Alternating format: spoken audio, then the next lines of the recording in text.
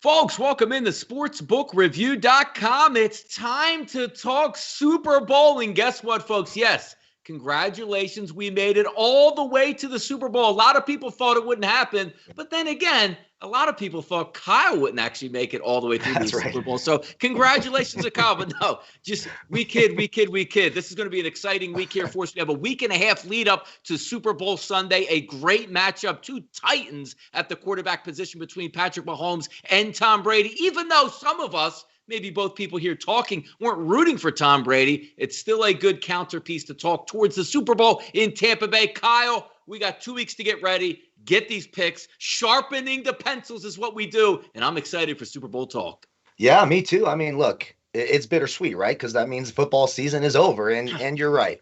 I'm not a Packers fan. Obviously, I can't stand the Packers, but 2 more weeks of Tom Brady, so I'm going to do my best to shoot some blows, if you will, into those Tom Brady fans, remind them of just the kind of guy he is and how lucky he is, because you will not hear me on the Tom Brady hype train. But it's a great Super Bowl. I mean, Mahomes, Brady, the NFL got exactly what they asked for, and a lot of fans got exactly what they asked for, and it's been a great year. Yeah, we made it to the Super Bowl. I think we all know the sports books are scared to death. We know they do not want Tampa Bay winning this thing, so that Kansas City's got that going for them. Dave lets us so eloquently know every time he joins us. So it's going to be a lot of fun, really interesting, and it's going to be a long week and a half waiting for that final big game of the year. By the way, Kyle, is it true that Dave Mason is not joining us here on Tuesday because he's in a bunker somewhere? Is that true? That's absolutely correct. He's in a bunker. They're trying to figure out new ventures. We've talked about some of the new exit strategies. Exit strategies and ventures, because there's a lot of lemon booty going on at the sports books with all those futures bets on Tampa Bay. It's that's going to be a lot of fun to watch too. I'm looking forward to maybe hearing some of their takes, reading some of the articles, because we've been told there's a lot of liability on Tampa Bay winning the Super Bowl. It's going to be a lot of fun. Feel bad for Dave Mason today, definitely. Absolutely. You know what was interesting about those 2 games, because I was excited for both of those, and they both turned out very exciting for me. Second game was a blowout, but very exciting for my bankroll, just to say. But the game previous, there's a lot to go over. But before we do that, we are going to talk about advanced analytics in just a few moments. But even though it says right here on the screen, 79,900 subscribers, we have the advanced analytics that shows we crossed a threshold that we've been talking about for just a few weeks here at sportsbookreview.com. Thank you guys for 80,000 total subs here on YouTube. It's a wonderful thing. It's not something that me, Kyle, did, or anybody behind the scenes or in front of the cameras have done. It's you guys in the chat box. The only thing we ever ask you guys to do, if you haven't subscribed to us here on YouTube, please do that. You've done that. 80,000. And I have to say, even though we're winding down football season, Kyle, by next football season, I'm putting it out there, we are going to be at 100,000 plus subscribers. And that's a credit to you guys in the chat box for coming in, supporting the content, hitting the like button, coming in here with the chat box and bringing the heat. Thank you guys so much for Kyle. What a big thing, man. Awesome stuff, Kyle. It's incredible. It's absolutely, it's a massive feat. And like you said, it's an attribute to all the fans. I do, and all the great talent at the show. I mean, all the great soccer shows, college basketball, the baseball shows, which are just money. We love our boy Jason and all that stuff. Just so much good stuff from us. So a lot of work went into it, and it really is a testament to everyone sharing the videos with their friends, joining us. I mean, you can turn on every SBR show and find people who are watching this show. They're commenting over there, super loyal, super cool, really supportive, made the new idiot who joined the show feel comfortable all year long. So it's a big thank you to everyone out there. What a really cool thing. It's humbling to be a part of something like that. I think it's really cool. So big thanks to everyone for that. Yeah, I guess I'm old man in the sea at this point, because I remember just a few short years ago, Kyle, we're talking about 15,000, 16,000 subscribers, 17,000 subscribers, slowly growing over the past year and a half, specifically after, that COVID hit last year. We've really taken the level to another, like every single day, 100 to 200 subscribers here on the network. And it's a great thing. And it's certainly a credit to you guys here for coming into the chat box and certainly getting after it. But we do have some NFL to talk about. Before we flip it over to the Super Bowl, why don't we go over some NFC, AFC Championship recaps? Because a lot of things happened after the shows that we do on Sunday. We don't go live again until we do this Tuesday show. So if we look at the NFC Championship game recap between the Buccaneers and the Packers, a lot went on in this one. Tom Brady advances to his 10th Super Bowl. I understand that, but there was a lot of crazy doings here, specifically just before the half on a key call that was not made, which turned into an interception, which I have to give Murphy Bunting all the credit in the world. He had a personal, and that's not a personal foul, a pass interference not call, huge interception the previous week in the NFL in that Saints game, and said, you know what, if I'm going to get away with it, let's try to press the issue. A huge non-call turns into an interception that Scotty Miller goes deep right before the half to make the game basically insurmountable at that point when Green Bay was right in it. Yeah, that was, I mean, it's just a horrible non-call. Let's call it what it is. If I'm a Buccaneers fan, I'm like, this happens all the time. But if I'm a Packers fan, I'm pissed. And it's not, necessarily just a missed call there because, look, I'm one of those guys. I can't stand seeing officials' faces on the screen. I can't stand them. So if they're not going to call a penalty the whole game, I'm in. But you can't not call a blatant pass interference on a huge play like that and then turn around and call the same thing later in the game to help the other team. It was a horrible missed call. And the real problem I have with it, these NFL officials. So it's a turnover play.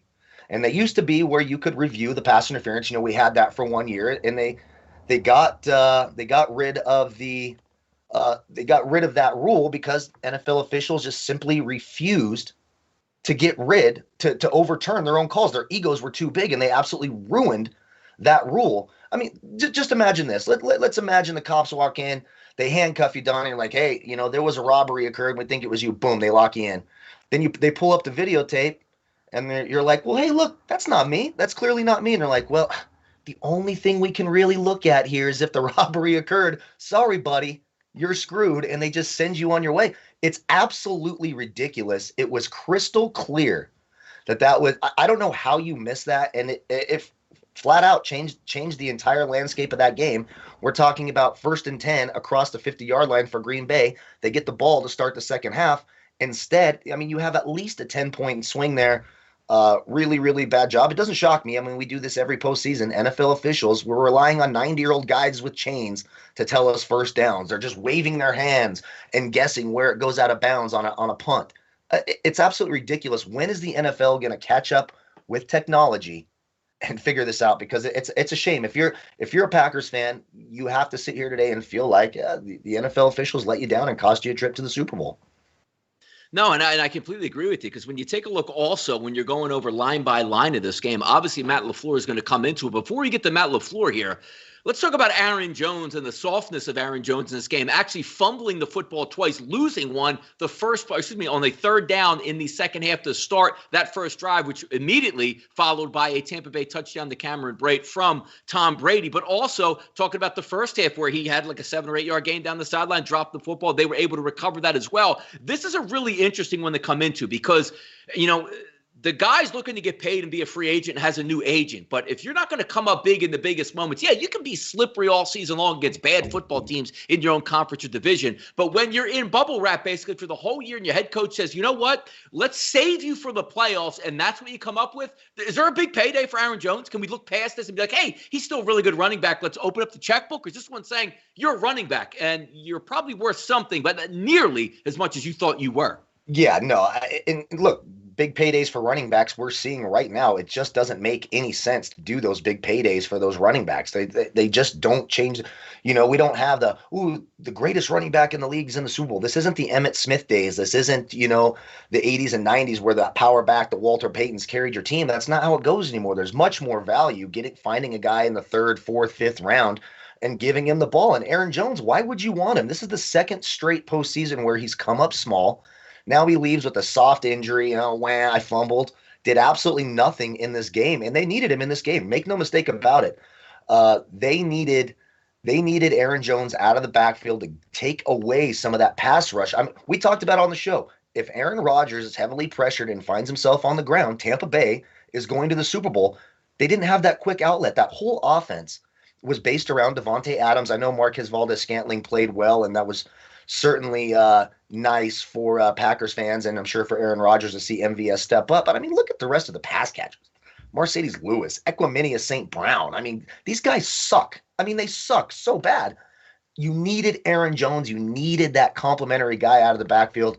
He came up small. I can't imagine a team with winning aspirations opening the bank account and writing that blank check to Aaron Jones. To me, he's a big letdown. If I'm a Packer fan, I'm saying cut him. Let's get someone else in here. Because what's the point? I just don't see the point in having him. No, it was a really bad showing. But also, let's get to the bigger issue here. Like, we talk about, like, Matt LaFleur, and a lot of people say, like, during the last year, he doesn't get enough respect. Look at his record. And I think we wait for moments by saying, you have Aaron Rodgers, you're in a crap division, and yeah, you end up with 13 wins, and then when you face a team that can really get in the trenches with you and throw haymakers, you bow out, like a cheap suit. They were around in that football game. A couple of missed calls, yes, but we can look at some specific things that Matt LaFleur did, which were really ridiculous. And I'm going to harp on this time and time again. If I am an owner in the NFL, the first thing I say to my head football coach is, you don't go for two unless you have to go for two. Chasing points in the NFL, because, I see it even more because I'm a team total player, because when you don't go for an extra point, if you miss an extra point or go for two, that is a scoring drive in the NFL. That's not an N1 like in the NBA. Oh, you can make it up for it on the next, time you get fouled down the court. That's not the case. A point is a scoring drive in the NFL. So the fact that it was 28-23 when the Packers were going to get the ball back 3 or 4 more times to go for two. Now the counterpoint, but Donnie, they dropped the football I don't care if they made it or did not make it. It's 28-23. Kick the extra point. It's a 4-point game. Kyle, can you tell me how many points when it was 28-23 more the Tampa Bay team scored? Just tell me real quick, how many more points did Tampa Bay score? Just 3, exactly. So if it was a 4-point game, it goes to a 7-point game. One scoring drive. We got this. We can do it. Now you don't go for that. Now you have to score a touchdown and do what, Kyle? Basically, it amounts to another scoring drive because you got to get the 2-point conversion when you didn't need it. So let's take that out of the equation and get to the crux of the argument here. We're first and goal. We're second and goal. We're third and goal. We're fourth and goal. My whole adage in life, whether you're a common fan, whether you're a hardcore fan, you just know football, or maybe you know a little bit about football. Let me give you something here. Same thing with the draft. If you're watching the draft and everybody with the same thing in unison goes, what a stupid pick, there's a 99% chance it was a stupid pick. So when we're watching all together on Twitter and we're saying the Green Bay Packers here at 4th and 8 4th and goal from the 8-yard line, this will be interesting. What are they going to come up with? And you hear Troy Aikman, whoever, they're kicking the field goal and everybody goes, oh my God, what are they doing? You know what, Kyle? What are they doing? Well, and you know what? Look, we've been saying this all year. I know I have. Matt LaFleur is a moron coach. He is not a good coach. And if I'm Aaron Rodgers, I'm pissed. Look at the 2 coaches that he's been left with that have just basically wasted a Hall of Fame career. Mike McCarthy, the NFL IQ of a donut. I mean, just an absolute moron. The game had passed him by long before he ever took over. And then this Matt LaFleur kid. Look, you're absolutely right about that 2-point conversion. If there's 3.5 minutes to go in the game and you're only getting the ball maybe one more time, correct, I get it. You go for the 2-point conversion. But at that point in the game, you have just put so much more pressure on your offense, and your defense wasn't playing very well in the first place. I know they had caused some turnovers.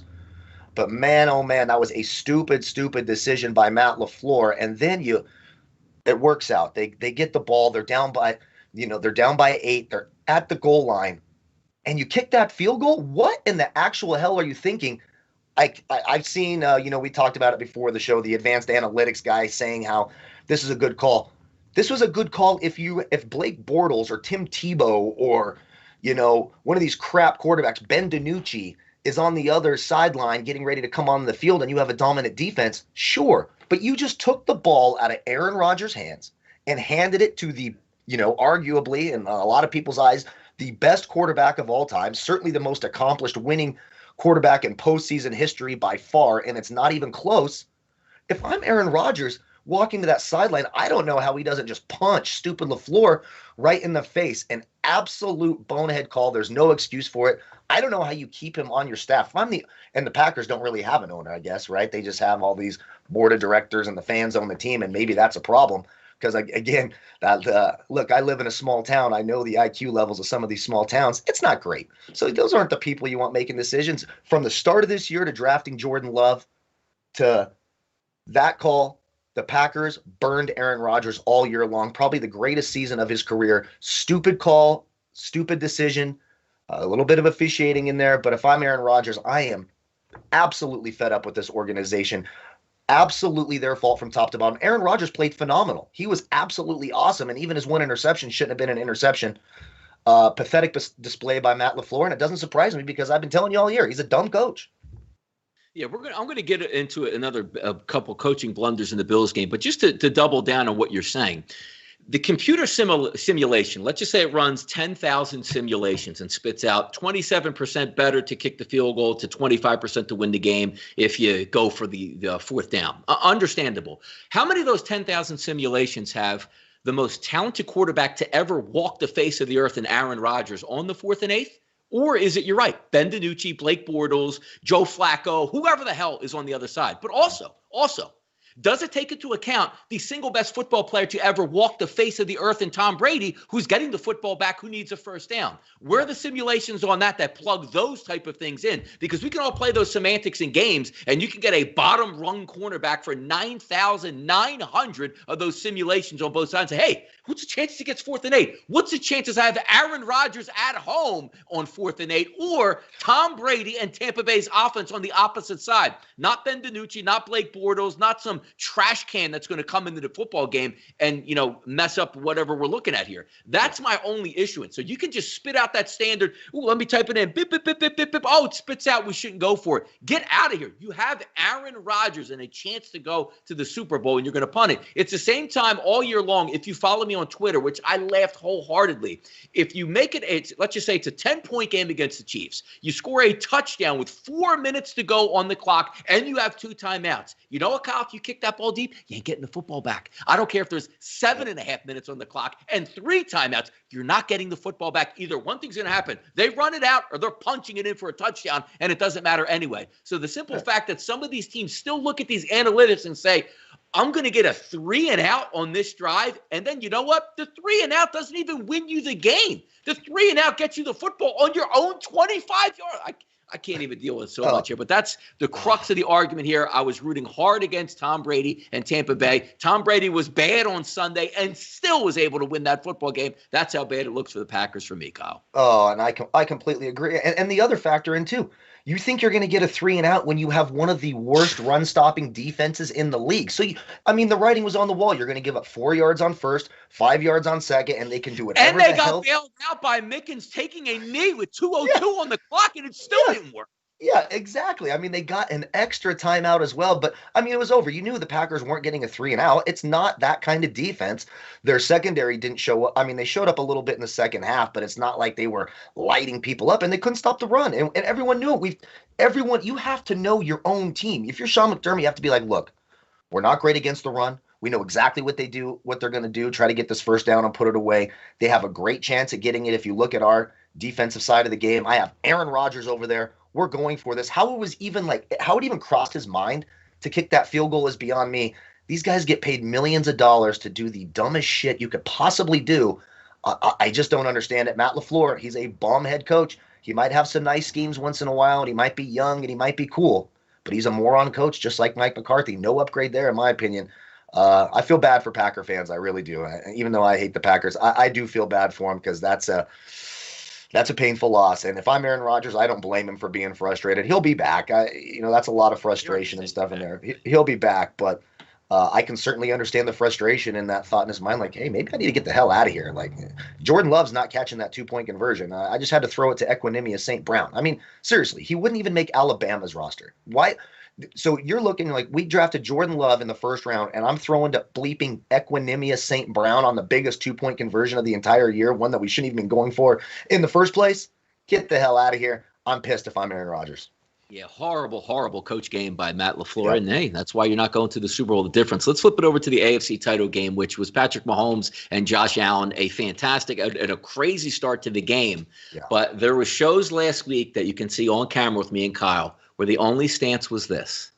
If Patrick Mahomes is playing in the game, the line does not matter one bit in this football game. The moment that we were talking on Tuesday and people were still worried about him clearing protocol and all that, you obviously don't know how the NFL works and what's actually built into it. Oh, but maybe, and then you saw the spray charts, Kyle. Well, look who throws outside the pocket and his big toe hurts. Trust me, If Patrick Mahomes was playing in that game, as we said, it didn't matter what the actual line was. And that proved all the way through. It was fun to watch him play. And even though you saw a 9-0, which again, kickers jump into, it should have been a 10-0 lead. But it's the same MO for Kansas City repeatedly. Cold weather doesn't matter. They will slice your defense. And also, boy, do they love being down. It's almost, you can't get down double digits too much. You're down a couple touchdowns in the playoffs. It eventually bites you. It never bites the Kansas City Chiefs. It's amazing that it happens here. They move on to the Super Bowl. What a performance by an unbelievable quarterback. Andy Reid was dialing up dime after dime after dime. Once that game got to 9-0, and even on that first drive, you saw Kansas City as well, the big drop from Tyreek Hill, and you see me tweet out because I had a team total over 20.5. I'm walking my dog. I'm not dealing with this anymore. I'm tired of the nonsense that happens.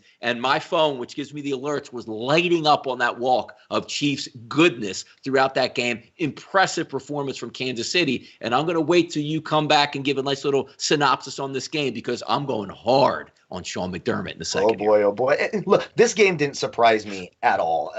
Look, Buffalo, it wasn't going to be an uphill climb for Buffalo simply because you were asking one man to beat the best team in football. You're asking your quarterback to do it all. They didn't even try to run the ball in this game. I mean, they simply didn't. They threw more passes to TJ Yeldon, it seemed, than they were running the football. And you just can't – look, you're not going to beat the Chiefs running the ball 40 times. But it would be nice for Josh Allen, I think, if he could run a play action or two, maybe get a guy open in the middle of the field. You played right into the strengths of the Kansas City Chiefs. And as soon as that game got to 9-0, I was so excited. I got to double down and double up my money again on the Chiefs because I got to go in to that live betting line and just smash that Chiefs button. Because, there is no 9-0 is absolutely – you may as well be down 14-0, up 9-0 on Kansas City. Every team in the postseason has seen it. Ask the Texans last year, up 24-0. Ask the 49ers, one quarter away, up double digits. We have it. Patrick Mahomes will end up, if he stays healthy, going down as the best quarterback to ever play the position. We've never seen a guy who can play the way he plays. And he's got these weapons that you just simply can't stop. Travis Kelce, I think he put the hammer down on the whole who's a better tight end, him or George Kittle. That's done. That is Travis Kelce, bar none. Hands down, it's not even close. And then who can stop Tyreek Hill? The only person who can stop Tyreek Hill is Tyreek Hill.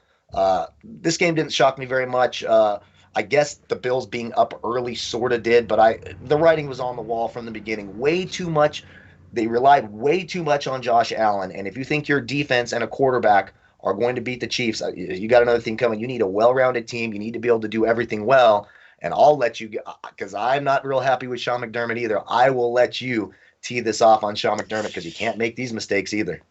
All right, young coach. Look, love the coach, love the Bills organization. I think they have a bright future. And maybe the good part about that, too, is Leslie Frazier got such a beatdown that he's not going to leave the staff, and Daboll's coming back. So they're going to have a pretty good year next year. And if they do find a running back that can help them out, Josh Allen, they'll be better off for it. But let's get to Sean McDermott here, right? First drive of the game, goes for it at midfield on fourth down. Right call, absolutely. We're here to play. We're here to be aggressive. I actually didn't even mind when they were 4th and 3 on that first drive. They kicked a field goal because I know psychologically you got a young team, you're on the road. We just converted a 4th down. Now we have a chance to score. Let's put the field goal up. Let's see what we can do. Go out and play some defense and have some fun. Next drive, they actually come up with a 3-and-out, even though, Tyreek Hill drops that long touchdown, or the long pass would have been setting up, probably would have been on a touchdown scoring drive. They get the football after the punt, fumble, recover it, go up 9-0, miss the extra point, it's still 9-0. And everything seems to collapse on them because there was no shake in Kansas City. They went up and down the field the rest of the game, just at will. But my question comes in. You're late in the first half, Kyle. It's 21-9. You drive all the way down the field. It's 4th and goal from the 2-yard line. Now, keep in mind also, Kansas City gets the ball first drive of the second half. They actually scored a field goal. We didn't know that at the time, but, they've been moving the ball at will, and they did the rest of the game. So, rightfully so. The point of 21-9, and you don't get it. 2 possessions, 2 touchdowns. And then you go and say, okay, kick the field goal, 21-12. It's still 2 possessions. Yeah. What are we talking? You weren't. Now, it would have been a completely different situation if the Bills were getting the football at the half. They go, let's not mess this up. Let's get a scoring drive. Let's come back. Let's get another scoring drive. Put the screws to them. We can actually go 10 straight points here before they get the football back or something like that. The fact that he kicked the field goal to make it 21-12, and I'm saying, and again, I had Kansas City Chiefs ticket at -3 and also the team total. Loved it. I was like, oh my God. talk about the momentum you go into the half as you get it. You say, oh, well, I had a young team. I didn't want to go in the half without points. What was the difference if you went in at 21-9 or 21-12? Absolutely no point in the world at that. But here's the crux of my argument that comes into it, which I laugh about Sean McDermott. Late second half, you're getting thunder punched in this game. It's basically over anyway. It's 38-15, right? So if you kick the extra point, what does that do, Kyle? Can you do the math for me? Yeah, makes it a 2-score game. Makes it a 2-score. Actually, not a 2. It does. It brings it to what? It's 16. 17. Two touchdowns, Correct. two-point conversions. Exactly. So if you kick the extra point, you're still in it. 2 possessions, you can do this. If you convert the 2-point conversion, 2-point, you still need 2 drives. Okay. Yeah. If you miss the extra point, which again, I'm not going to say they're actually going to make it, even though they missed one earlier. If you make that, you don't make it, it's 17 points. It's 3 possessions. So he decides to go for it and just say, well, we lost the game. Who hires these guys? Who makes these decisions? And everybody at home can see it. Make it a 2-possession game. No, I'm going to go for 2 because if I don't get it, I lost. If I get it, I still didn't win the game. I'm just lost for words, God. I don't know. I can't deal with it. That one, like I was trying to figure out which was the dumber call. Was it the LaFleur not just going for it on 4th and goal, or was it this extra point fiasco? And I'm sitting there, I'm like, what the am I? Like, I was wondering if I was having a stroke. Like, do I smell toast or something? Like, what the hell is that? Did I have too many shots? Out. Like, how many points are they actually down at this point? Because you're telling me there's a computer that spits it out that goes, Kyle, it's better to be down 3 possessions than 2 for a chance to win. Like the difference between 15 and 16 at that point, just make it 16 and give your team hope. Then you go, you get the onside kick. I mean, Buffalo fans would have been shitting their pants. They would have been in the game. They had hope. It was the most bizarre 2-point attempt I have ever seen. I don't know if maybe he just has, I thought that every coach had one of those common sense coaches on the side, like giving him advice or up in the booth. It appears not, because anyone that says, oh, I'm telling you, we got a much better chance if we're down 15 as opposed to 16 here is absolutely moronic. You kick the extra point and make it a 2-score game, especially when you're planning on onside kicking it. You recover they actually would have legit had a shot to make this thing really, really interesting. It was absolutely brutal. And look, I'm a Sean McDermott fan. I think they've done a great job with Josh Allen and a great job with Buffalo. You just can't make that mistake. For the life of me, I can't understand it. There's no way there's an analytic that tells me that's better for you. What? So now you need 1 2-point conversion instead of 2. That's what you're banking on. And to go back to your point before the half, you're absolutely right. If you're getting the ball first in the second half, yes, take the points, come out, put another drive in, go in with confidence. But if you're giving the ball to Kansas City, the defense already knows they can't stop this. They already know they can't stop the offense. You're at the 2-yard line. How many quarterbacks in the league would you rather have than Josh Allen on a short yardage situation with goal to go? You spread him out. He can run right up the middle. He's a giant guy, great athlete. 2 yards for him. It's absolutely bizarre. It makes no sense at all. Matt LaFleur, Sean McDermott, egg on their faces. Do I think Buffalo would have won this game anyways? No. Kansas City was winning this game. It would have taken something crazy, last Boy Scout style on Mahomes to, for them to win this game. They were going to score every drive for the rest of the game. But you still got to put your team in it with a chance to win. That 2-point conversion, I'll never understand it. 2 of them, 2 really questionable ones. The McDermott one, way worse than the other one. Sorry. It was way worse. Like all the points that Kansas City scores, and you had the lead, and you've seen it in the past two postseasons. You have to step on Kansas City's neck or they're going to beat you. And the fact that you're kicking field goals when you're down, like I could even say if they were up 21-9, I'd say, you know what, they want to go up 24-9 because Kansas City, I understand that. But when you're trailing and you need touchdowns to try to take this beast out, and you can't do it. So there's the AFC, NFC Championship reactions, which from a head coaching standpoint, a couple guys really just, for better intensive purposes, shit the bed at that point. But, we can look back and see, and I guarantee it again, we're going to be sitting here in the Super Bowl in 2 weeks. Bruce Arians going to be on one side and we have Andy Reid on the other. There's going to be some really interesting calls that we're going to have the computer geeks come out and say, hey, they improved their odds 0.03% by going for that. And it's going to be like, dude, shut the hell up. It's completely wrong because we live in reality, not on some computer simulation screen. Otherwise, why even play the games? Why don't we just load in the teams for for Kansas City, load in the team for Tampa Bay, push a button, spin it around 100,000 times like, hey, the Chiefs won by 2.6 points. That's our champion. It's played out on the field here. Let's keep it moving. Now, an interesting thing that we brought up on both of these games,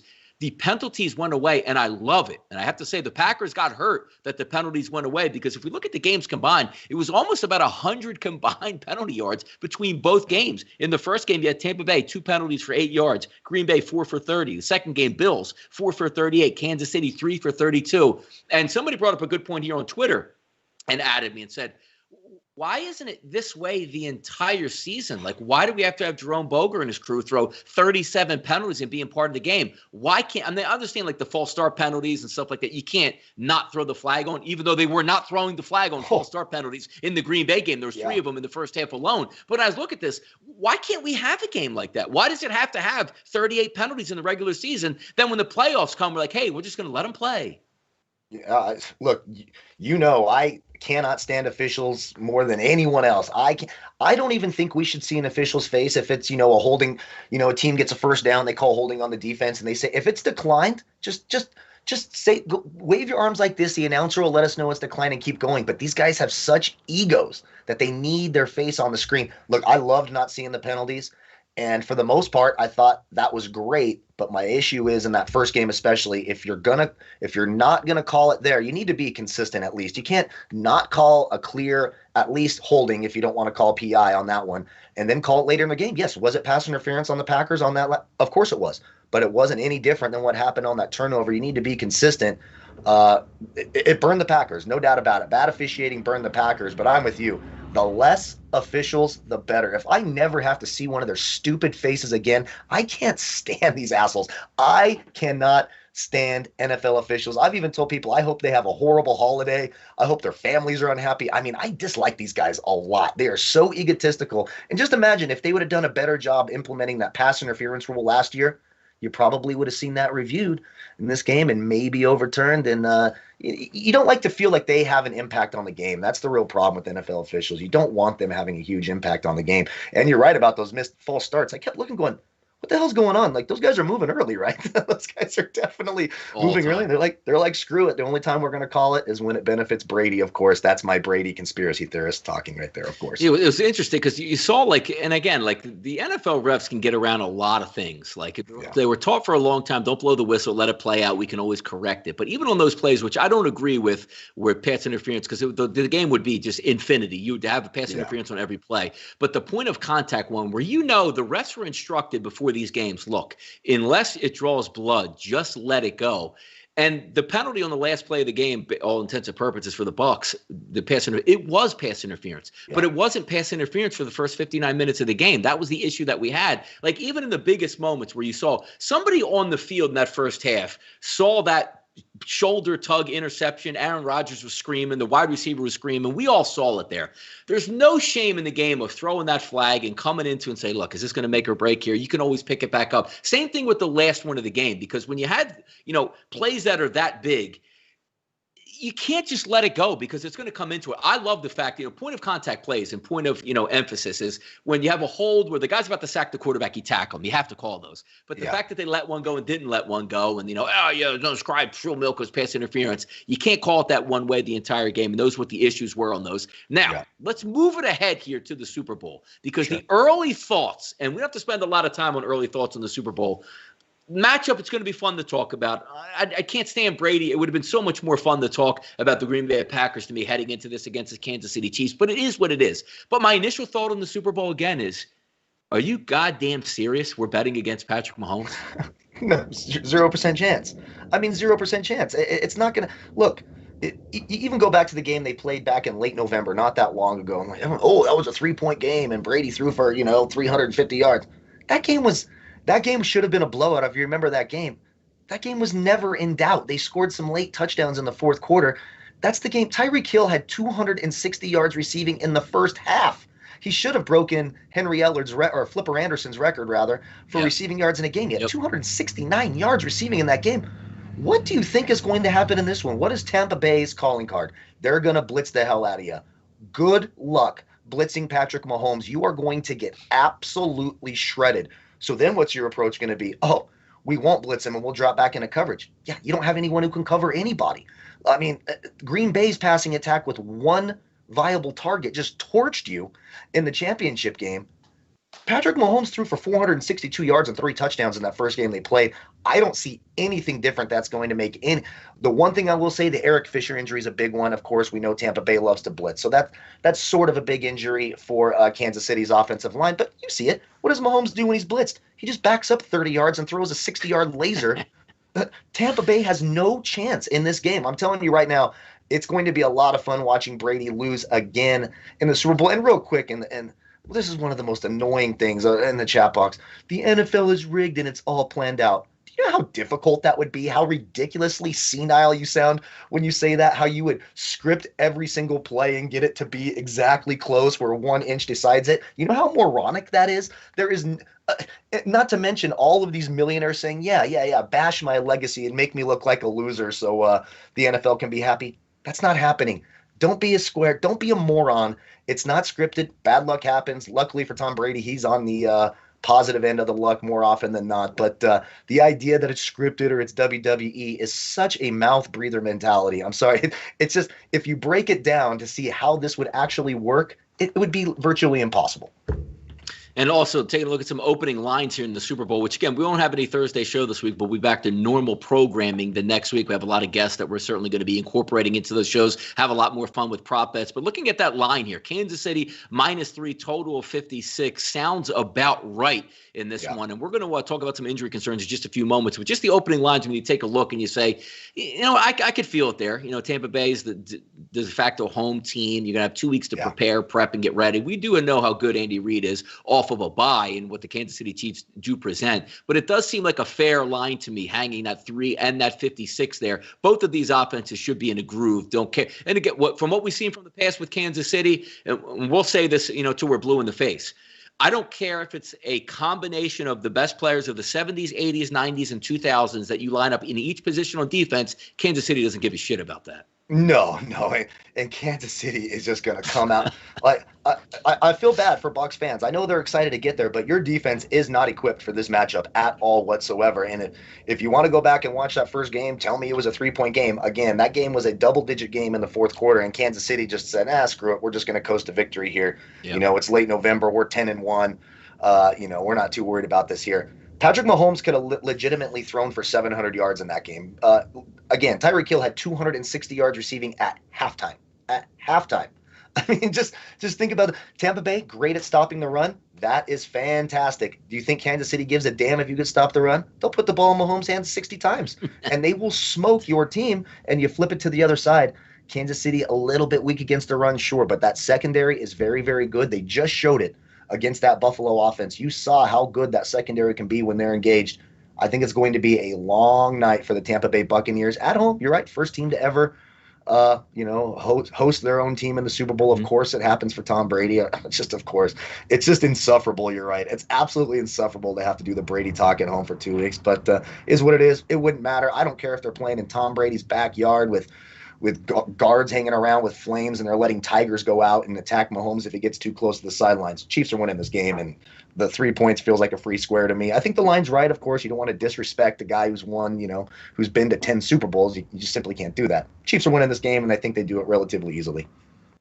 Injury concerns in this game to take a look at. Kansas City has a lot of them here, but also some positives coming into it. Sammy Watkins just looks like he's on track to play in the Super Bowl. Don't really need him, but it's nice to have that veteran presence, 3rd and 5, 3rd and 6, another weapon to worry about over there. That should help them out. And also on the opposite end of the spectrum, you saw Clyde Edwards-Helaire come back, but it's sort of like they're like, you know what? We're going to win this football game. Let's hide him into the Super Bowl. That's another 2 weeks to get that ankle correct. Those could be big injuries that could come back. Also, we'll see how long Willie Gay is out, the linebacker for the Kansas City Chiefs. He's actually their highest graded linebacker, and that would be a big addition to a team, a guy that can rove sideline to sideline and try to keep up with whether it be Rob Gronkowski or even try to slow down some of the madness that goes in over the middle with Antonio Brown. Taking a look, Le'Veon Bell probably be back for the Super Bowl. I don't know how much he weighs into it. More of just a name at this point. Doesn't really, have that big impact as he once had with the Pittsburgh Steelers. But Mitchell Schwartz going to probably miss this game also. Hasn't played just about all year with that back injury. Andy Reid said doesn't look like he's coming back. And also, obviously, Eric Fisher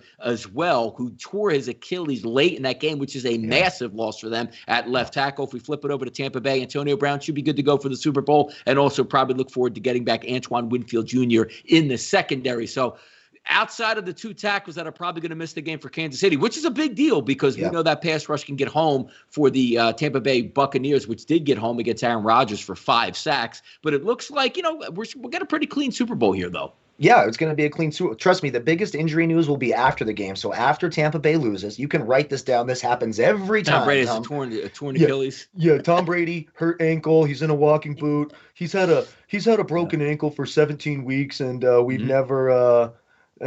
Just get the hell out of here. Disease, It's every single time. The excuse machine will ride for Tom Brady. But yeah, clean game. You're right. The tackles, that's a big deal. Eric Fisher especially. Shaq Barrett.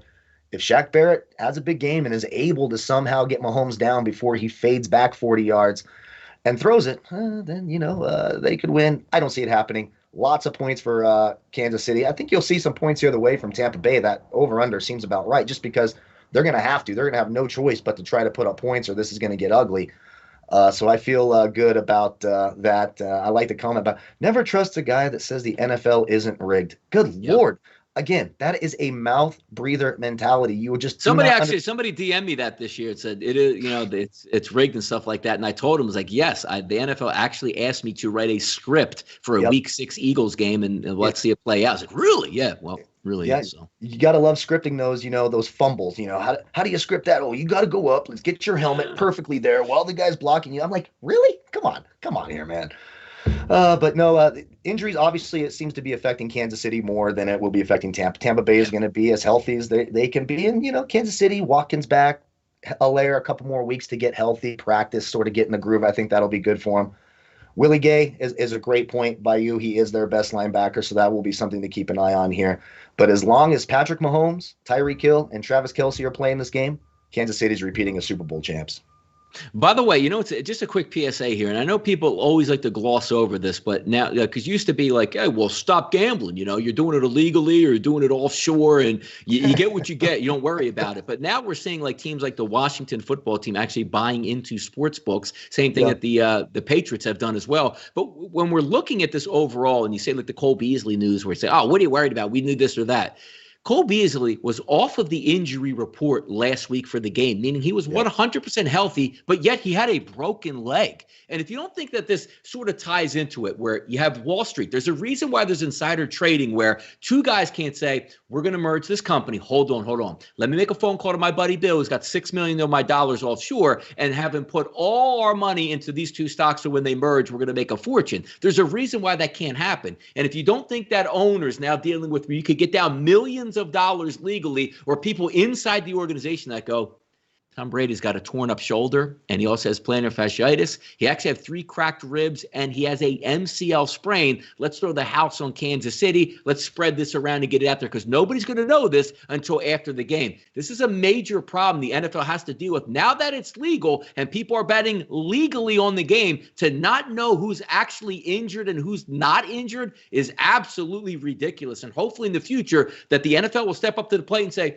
you know what, Buffalo, great season. You lose your next 2 first-round picks and a $15 million fine. Let's see how official those practice reports come out to be next year. And some people just go, hey, it's not a big deal. Don't worry about it. That is massive news, because the same stuff where you're betting your money on Drew Brees by going, all right, we heard he had the cracked ribs, but he actually played in the game when he had fractured ribs, then came in and fractured more the next week. But now you're saying at the end of the year where we laugh at his arm, said, oh, he's just a little bit older and he's got a couple weeks to refresh his arm. If you have a torn rotator cuff, it's not just going to get better. And the fact that we don't know that as gamblers, that is legal, ridiculous. Now, last point, Tampa Bay hosts the Super Bowl. The difference in the game, and here's what's interesting. Before, it's usually the pomp and stance of a Super Bowl. Teams fly in the Monday previous. Tuesdays, they have that big, press night here, and you can answer them all the stupid questions, and the teams hunker down. The Chiefs, Kyle, aren't actually going to fly into this game as if it was a normal road game. They're going to fly in the Saturday night of the Super Bowl, Tampa Bay already being down there. So this is a really interesting week where the two teams aren't out of their normal, let's fly in a week ahead in a different city.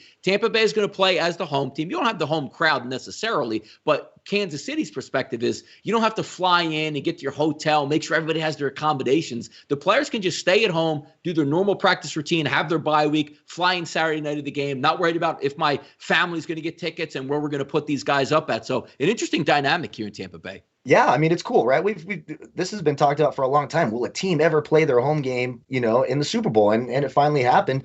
It's kind of, and it was going to be different anyways because of the COVID stuff. So you weren't going to have this press row and all these other activities that you typically do before a Super Bowl. But do I think it matters all that much? Not really. It's going to essentially be a neutral field.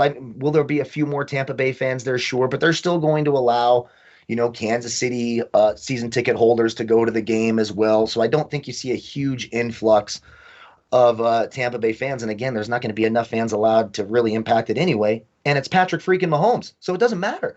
But it is cool. I think it's a neat story. We've finally seen it, and now we'll have some research the next time this ever happens.